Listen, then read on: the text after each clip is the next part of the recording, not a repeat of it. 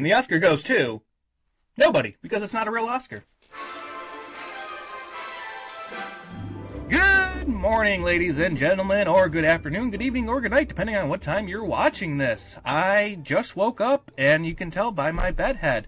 The Oscar nominations basically just came out it ended about 5-10 minutes ago, so I've not had time to take a shower, but I have had time to put on a nice dress shirt and tie just for you kind folk. Here we are. It's the, as they say, it's the biggest night in Hollywood, but I guess in this case it's the biggest morning in Hollywood, which for you West Coast people in California and beyond, wow, whew, man, talk about early. Holy smokes. I mean, it's early for me, and it's not even 9 o'clock right now, but for you guys, you're doing the Oscar ceremony at like 5:30 in the morning, which, I mean, do you even sleep, or do you just say, go for it, I'm gonna stay up all night and let's rock this thing? Me, I'm like, nah, I'm gonna go to bed early.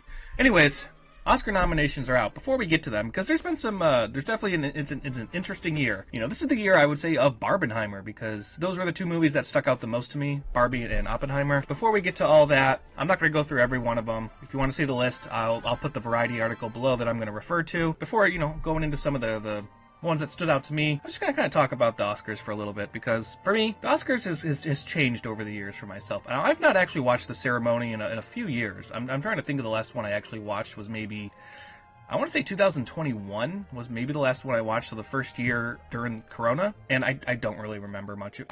It felt weird, something felt off, and it wasn't just because of the setting was different, but it's the ceremony itself, and because I've gotten older and I've just become a little bit more of like a saltier old man, but there's something about these kind of egotistical 1% celebrities kissing their own butts or kissing others' butts and handing each other awards that I'm just kind of over it. I used to really be about the awards ceremonies, and of course the Oscars being my favorite. I probably watched for a good 15 years in a row, and during my early days of really getting into film, the Oscars were the Super Bowl of the entertainment industry, and something just seems different. It used to be this like magical event, people winning these prestigious awards. Like I said, I'm just not really into the idea of it just seems like everybody's just got big heads and hasn't really felt the same. So I haven't really watched it. I probably won't watch it again this year because I just really don't care. I've never been as interested in who wins, give or take certain times or certain circumstances. I've always been more about the nominations. I've always been more interested in who actually gets nominated. I always felt like the nominations were this really cool, prestigious thing just to say you're an Oscar nominee. And of course,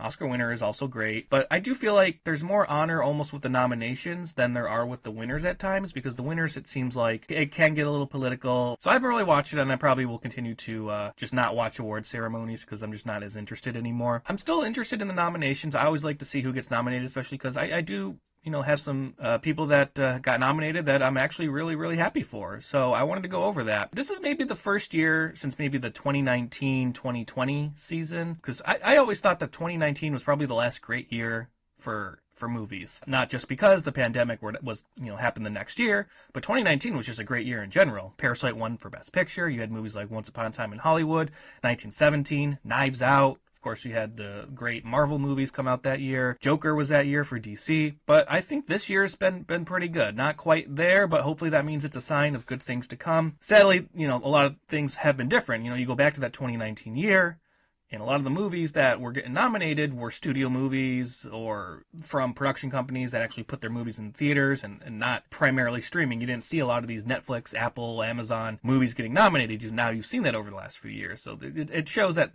things have been changing for better or for worse. I don't know. I don't really care that Netflix has 20 nominations because I don't watch Netflix movies. Anyways, that's my little rant. I figured let's talk about some actual Oscar nominations. The first one I want to talk about, like I said, the big winners for this year, Barbenheimer. 2023 will, I think, forever be known as the year of Barbenheimer. Two movies that came out the same weekend, promoted so well. Barbie was like the highest grossing movie of last year. Oppenheimer also did really well. And they also did really well in the categories of nominations. They scored big. A couple other movies that scored pretty big. American Fiction. I haven't seen it yet. I do want to go see it. I remember seeing the trailer. It looked really good. That seemed like that scored really big. The Holdovers. That is a movie I did see. Really enjoyed it. Highly recommend it. Poor Things looks like it got a lot of nominations as well. I have not seen it yet. That's the one good thing about this year. Oscar movies, or movies that get nominated, they tend to stick around at least until the ceremony, so I'll probably be able to have some time to go see Poor Things. Out of the 10 Best Picture nominees, I've only seen 4 so far, but let's start with Best Actress in a Supporting Role. We got Emily Blunt in Oppenheimer. Okay, she was good. Danielle Brooks, Color Purple, haven't seen it. America Ferrera, Barbie, that was a little bit of a surprise. Good for her. Jodie Foster, Nyad, didn't see it. And then the one that I was pretty happy for. The one that I think is going to win. This is my front runner for the Best Supporting Actress. Divine Joy Randolph, The Holdovers. Once she was introduced on screen, and you know what her story is going to be about, I was like, ooh boy, this is going to be a tearjerker, and she was fantastic. So she'd be my front runner for Best Supporting Actress. Fantastic movie. She did a great job. With my little lens mug. We got some screenplay awards. Past Lives. That's a movie that it only got 2 nominations, but that was one of the Best Picture nominees. I went and saw that when it was in theaters. It was really, really well done. Really enjoyed it. Probably one of my top 5 of last year. That got nominated for original screenplay. Anatomy of a Fall. Haven't seen it. Holdovers. Great. Maestro. Whatever. May, December. Have not seen it. Adapted, we got American Fiction. Again, still haven't seen it. Barbie. Okay, great. Awesome. Oppenheimer. Cool. Poor Things. Sure. Zone of Interest. All right. Cool. That's screenplay. Let's see. Actor in a supporting role. Sterling K. Brown, American Fiction. Dude's been working for so long. I remember seeing him in shows like Supernatural back in the day. It's good to see that he's getting finally recognition for his career. Robert De Niro, Killers of the Flower Moon. Sure, okay, whatever. Here's the one that I think a lot of us are pulling for, probably think is going to be the front runner to win. Robert Downey Jr., Oppenheimer. The man has probably the greatest comeback story in Hollywood. I hope he wins this award. I think he'll win it. He was great in Oppenheimer, so Robert Downey Jr. pulling for you. Probably the bigger surprise in this category, Ryan Gosling for Barbie. He's the best part of Barbie. All due respect to everybody else. And Mark Ruffalo, Poor Things. Haven't seen it, but good for you, Mark. Cool. Alrighty. Production design, you got Barbie, Killers of the Flower Moon, Napoleon, Oppenheimer, Poor Things. Cool, awesome. Film editing, Anatomy of a Fall, Holdovers, Killers of the Flower Moon, Oppenheimer, Poor Things. It feels like it's going to be one of those years where one movie's going to win big. I think it's going to be Oppenheimer. I can see some of these other movies, though, probably taking some awards. Cinematography, El Conde, Killers of the Flower Moon, Maestro, Oppenheimer, Poor Things. I think Poor Things, just looking at the trailer, I think that could be actually a good shot to win. Visual effects, The Creator got a couple nominations. Good for you, Gareth Edwards. Godzilla -1. Man, people were that was probably the loudest I heard people clapping during the live nominations. Godzilla -1, fantastic. One of my favorites of last year. I hope it wins. It only got nominated for this award. The visual effects were amazing. The guy that directed it and also wrote it was the visual effects guy as well. Fantastic job. I hope he wins. Then you got Guardians of the Galaxy 3, Mission Impossible Dead Reckoning Part 1, and Napoleon. A little surprised that Oppenheimer wasn't here. I know they did a lot of practical stuff. Oh well, but Godzilla -1, that's who I'm hoping wins. Actor in a leading role, Bradley Cooper, Maestro, sure. Coleman Domingo Rustin, haven't seen it. Paul Giamatti, The Holdovers, does that weird thing with the eye. I don't know how he does that. Cillian Murphy, Oppenheimer, I think he is the favorite so far. And Jeffrey Wright, American Fiction. That's somebody I could see actually coming in, swooping in and stealing it. But I love Jeffrey Wright. Guy's a fantastic actor. I think he's completely underrated in the industry. But he is amazing. It's good to see he finally gets recognition for his acting. Actress in a leading role, Annette Bening, Nyad, haven't seen it. Lily Gladstone, still have not seen Killers of the Flower Moon. I should probably put a day and a half aside to watch that movie. Sandra Huller. I will give this. Jack Quaid, Zazie Beetz, they did the nominations. They did a great job because, man, pronunciations of these names, I would have butchered it up there, but that's why I'm not up there. That's why Jack Quaid and Zazie Beetz were. And they did a good job. They were good. Carey Mulligan, Maestro. Okay. And Emma Stone, Poor Things. I don't know who the favorite is. I think Lily Gladstone, she might be the favorite. Directing, Justine Triet, Anatomy of a Fall. Martin Scorsese, Killers of the Flower Moon. Christopher Nolan, Oppenheimer. I would say he's the front runner. He's got to be the favorite. Yorgos Lanthimos, Poor Things. He could actually come in, steal it. And Jonathan Glazer, The Zone of Interest.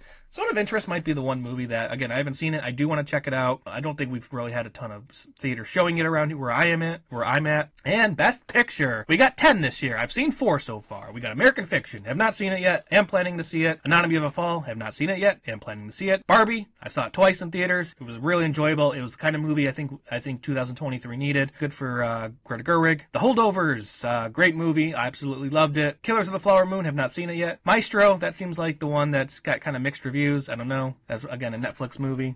Spielberg was one of the nominees for a producer. Didn't realize that. Oppenheimer. I think that's going to be the favorite so far. Past Lives. Again, only got 2 nominations. Fantastic movie. Good to just see it nominated, but it doesn't really have a snowball's chance. Poor Things. Okay. And Zone of Interest, which again, I think it could be that sneaky movie to come in and win a lot of awards. Probably won't be Best Picture. I think the favorite so far, and the one that's going to probably run away and win a lot of these awards, is going to be Oppenheimer. Barbie will probably win some, maybe for like sound and songs and stuff like that. Pretty good list. I love seeing Oppenheimer. That just seems like saying how Barbie was the kind of a movie we need in 2023. So is Oppenheimer. Just, one of those like big cinematic movies made by a well-respected person. Did well at the box office. Barbenheimer was a success. I don't know if we'll ever see anything like that again. Who Who knows? Maybe we will.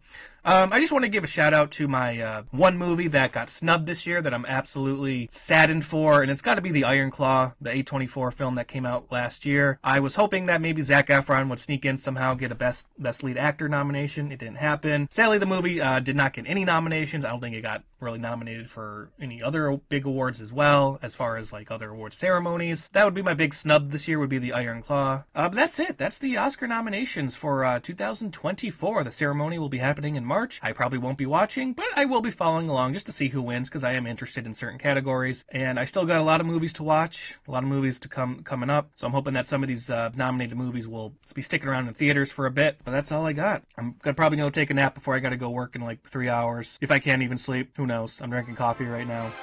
All right.